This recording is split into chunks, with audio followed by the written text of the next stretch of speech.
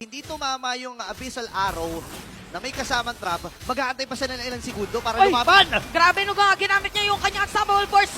There's no stopping talaga. Kaya dumediretso na nga ang TNC. May kita double kill. Napatay na si James Banks. At may kita natin yun. Si Der naman nagsusone out. Make another kill para dito sa TNC. Mga kalaban, pwedeng i-stun ni Zyda, tapos iti-terrify ni Lancy. So walang galawan, definitely. Naku, yun guys, speaking of walang galawan, Ayan na. Yawi, pinipigilan ang paggalaw dito ng AP Bren. At makikita natin, grabe naman yung Ayan, Deadly oh. Class na ito'y napigilan. Kaya naman nabaliktad na naman ng TNC. Always rise! Sabi ni Coulson. Tapos off-cam kill coming from Kuzen. Mukha ito na nga yata inaantay for the side of TNC. Walang dead defense para sa side ng AP Bren kundi si Chomp Skirt.